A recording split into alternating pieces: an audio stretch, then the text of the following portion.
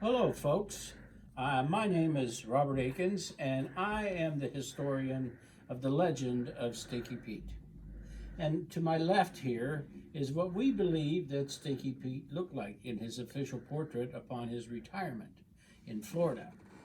Now, Stinky Pete was born in the 1770s, to the best of our knowledge, down in the Yellow Creek area near present-day Wellsville.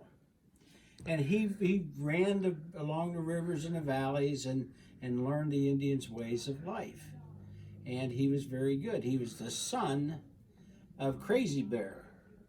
And Crazy Bear was a big chief in the nation there.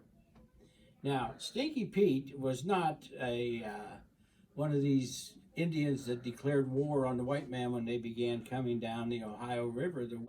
As the frontiersmen began navigating down the Ohio River, searching for riches and furs and other things, they caused some problems among the Indians. The Indians at first tried to be peaceful with them, but the white men, with their liquor and their trading goods, were trying to take advantage of the native Indians in the area.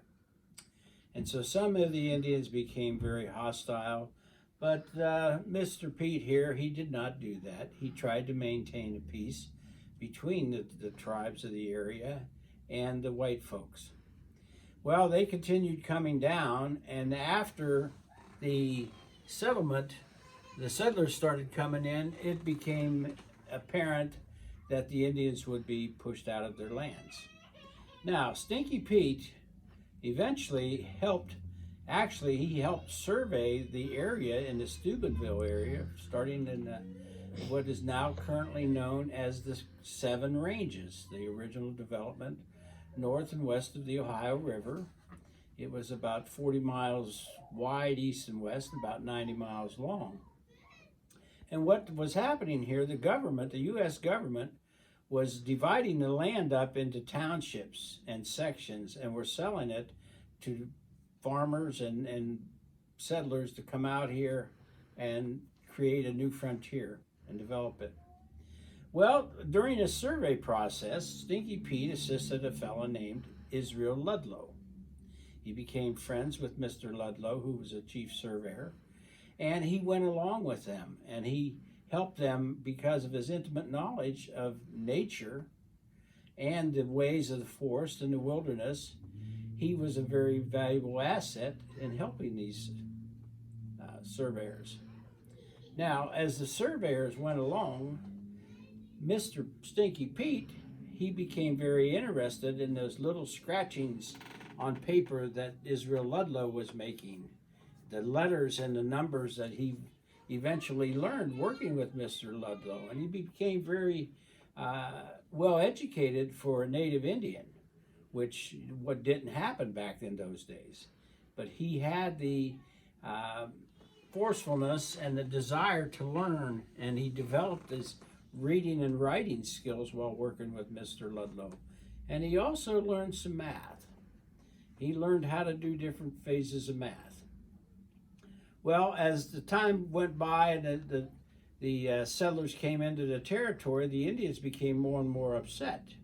And so Mr. Stinky Pete here was chosen by his tribal people to be one of the members of an entourage that went back to Virginia and to discuss with the founding fathers of this nation the compensation for his people, and to tell the nation, the leaders, what was happening out here as far as the native people.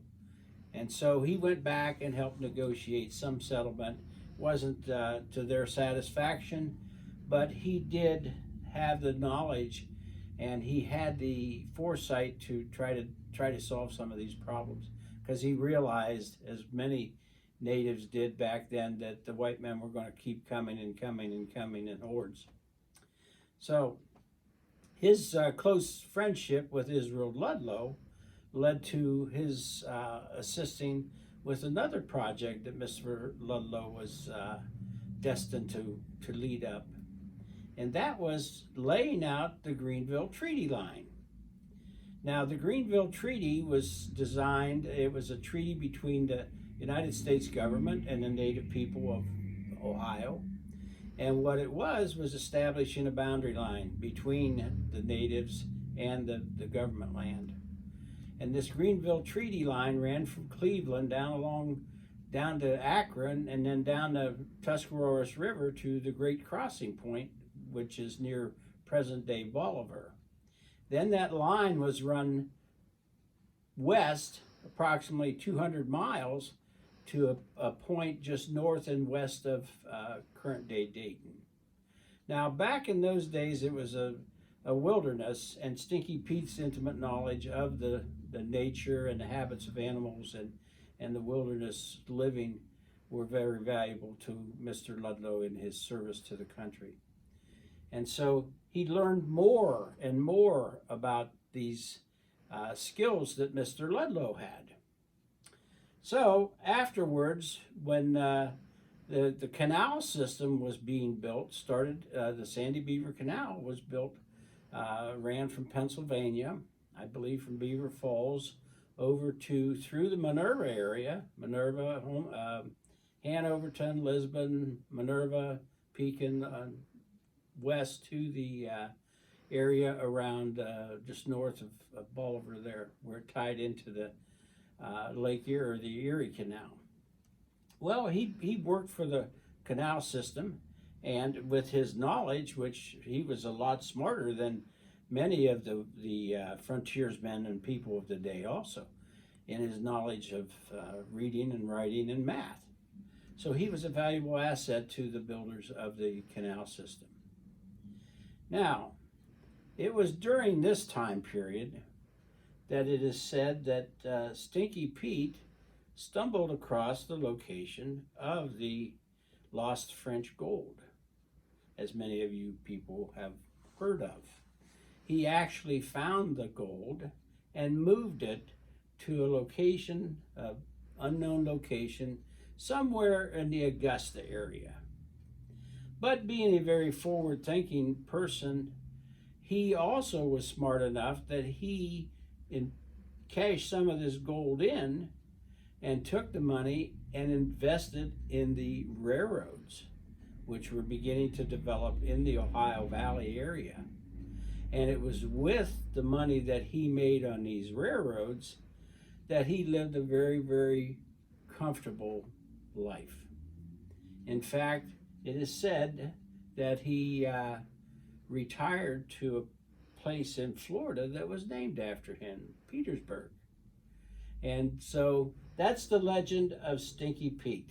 And here he is in his finest glory.